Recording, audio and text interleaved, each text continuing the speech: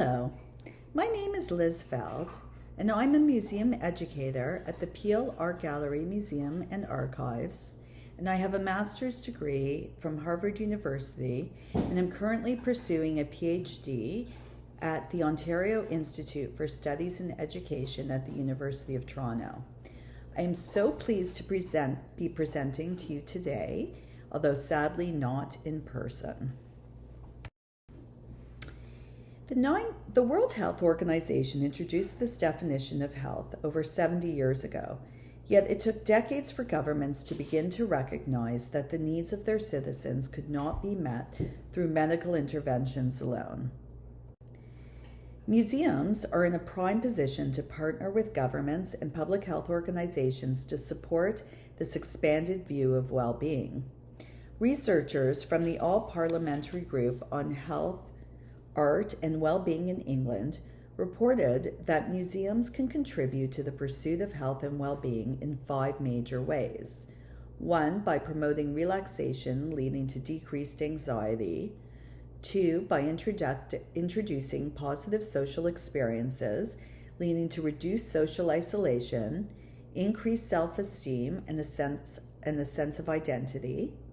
3, increasing positive emotions such as optimism, hope, and enjoyment.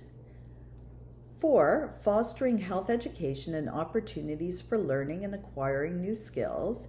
And 5, acting as public health advocates and enhancing healthcare environments.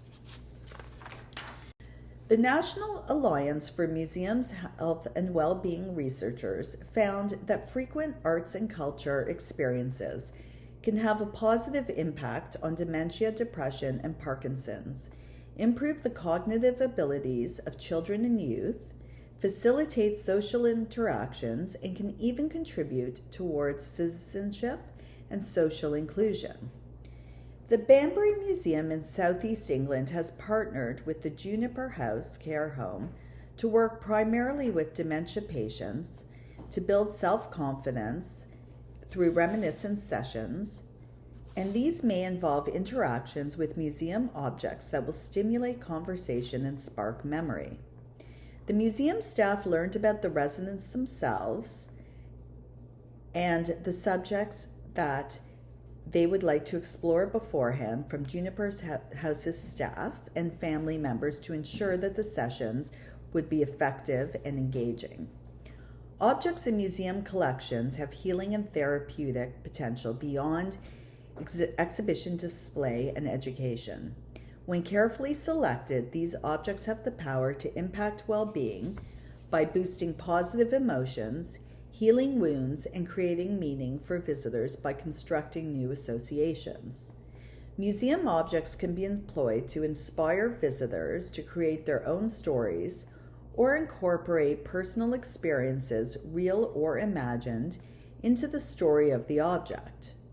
Object handling in museums has become a more common way to interact with collections in recent years, and an important component of in-house and outreach programming across all ages, as the biopsychosocial and neuroscientific aspects of touch and tactile interpretation become known.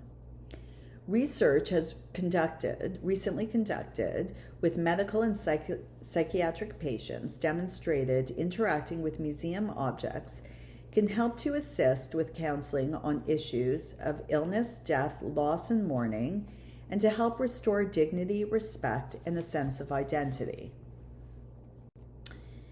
Museums have begun to develop strategic partnerships with local healthcare authorities, healthcare funders, and other local museums and galleries to coordinate well-being programs.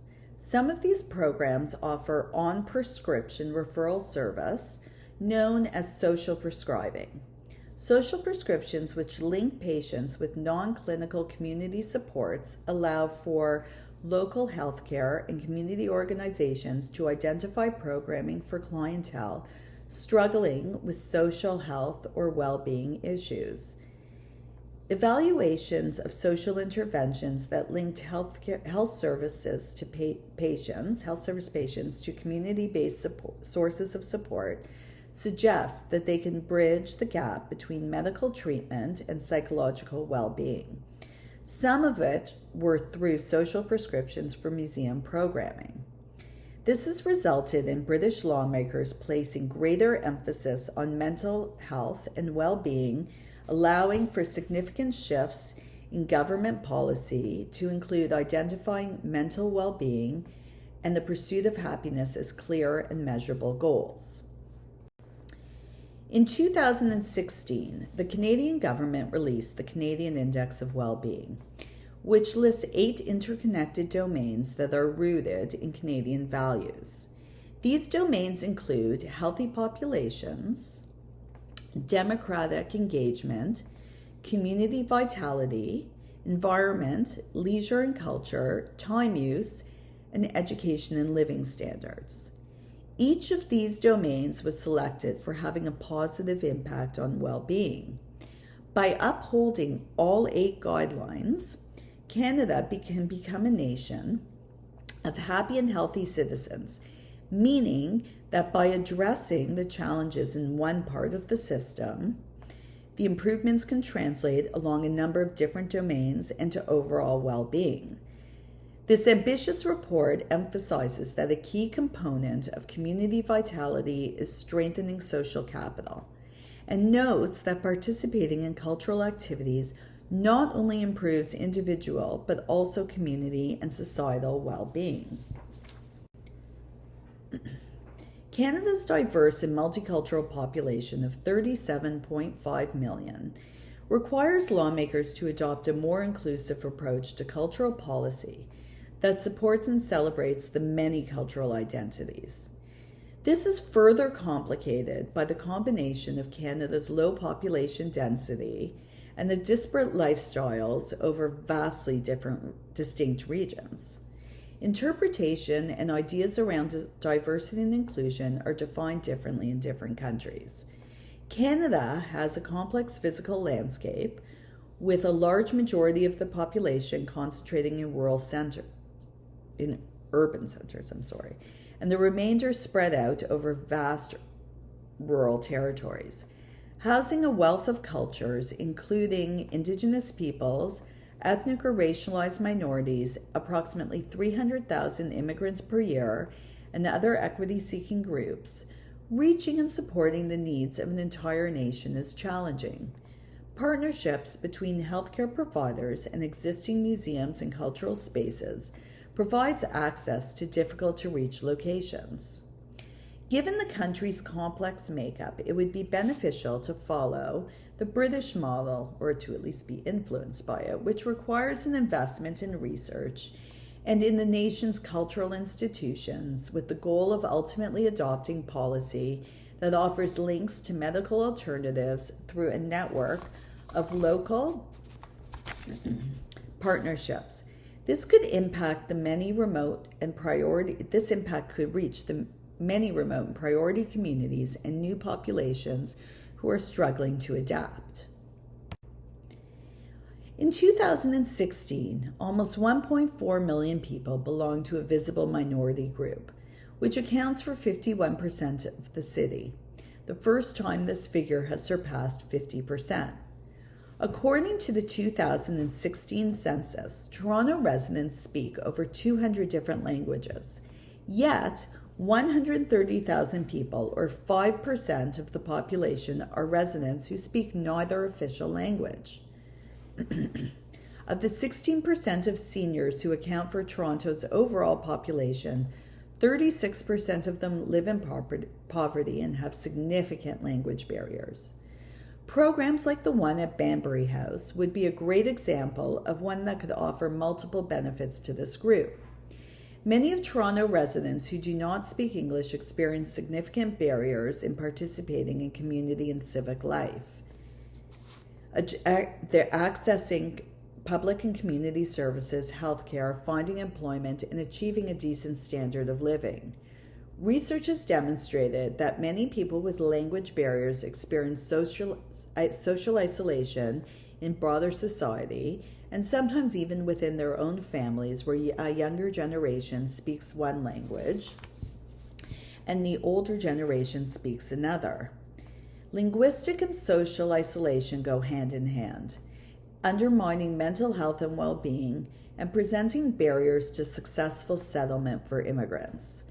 This map of the city of Toronto shows priority areas in gray, and the dots represent the locations of cultural institutions within the city.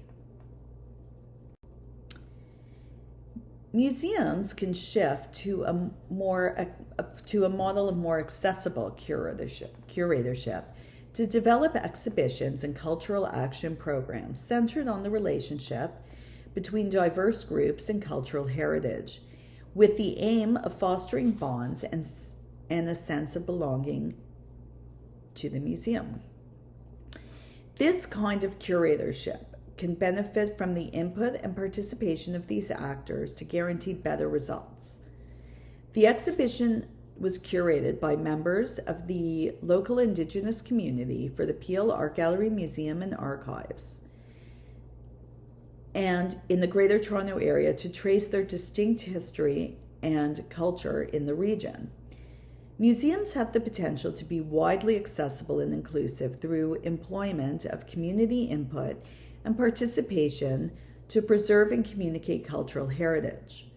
Local museums, along with government support and partnerships with public health organizations, would enable a shift in focus by viewing audiences as collaborators and co-creators, and respecting and honoring their diversity and differences. Involving underrepresented peoples in participatory and accessible curatorship helps museums to understand their community's wants and needs and to better assess how they can contribute to improving health and well-being through collaborations with healthcare organizations. Prior to COVID, the Institute for Canadian Citizenship offered a new app that provides a cultural access pass to all new Canadians during their first year of citizenship. Recipients receive complimentary admission to more than 1,400 Canadian museums, art galleries, discovery centers, parks, and historic sites. In September 6th of 2016, a survey found that the majority of these pass users felt welcomed, special, and included in Canada.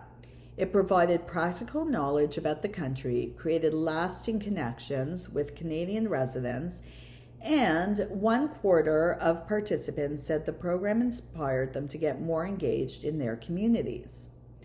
Loneliness is a serious concern among many vulnerable populations, and particularly prevalent among seniors and new immigrant and refugee communities. Social isolation has been linked to negative physiological responses, cognitive decline, functional or motor decline, mental illness, and premature mortality. Participating in inclusive arts activities not only reduces social isolation, but promotes increased physical activity, engagement with discussions around health-promoting behaviors, while lessening discrimination derived through exposure to diverse groups. The Storybook School is a regularly sold-out program at the Bata Museum in Toronto. The museum partnered with Manitoba Mucklucks and the Treadlight Foundation to offer moccasin and muckluck making workshops from start to finish. This has become a highly successful initiative that keeps tradition alive and inspires the next generation. It attracts a broad audience, and benefits include positive social environment where students learn a new skill and experience a meaningful and historic Indigenous cultural act. Recognizing diverse cultures and religions in arts programming has been shown to ease psychosocial stress and trauma, promote healing, and increase feelings of acceptance. This is particularly important when considering the trauma inflicted on the Indigenous peoples of Canada through the systemic erasure of their culture and communities through residential schools and the 60s scoop. Finally, the Berlin State Museums launched a program where refugees and sometimes immigrants provide guided tours in their native languages. This program is aimed at all age groups with the goal of boosting self-esteem and promoting the confident and constructive and positive introduction of refugees into the community. The program relates the objects in the museum's collections to visitors' native customs, culture, history, and heritage.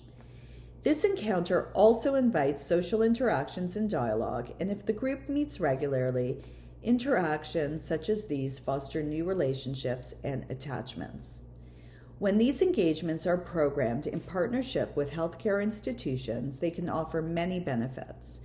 Researchers at the World Health Organization concluded that participation in arts activities could provide holistic health benefits through opportunities for emotional expression, emotional regulation, and stress reduction.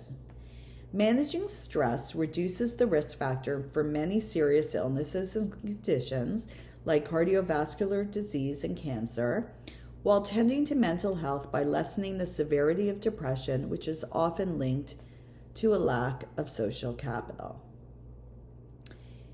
And it is here that I will conclude today. Thank you so much for listening and for the opportunity to present, and I look forward to any discussions in the chat room. Thank you so much.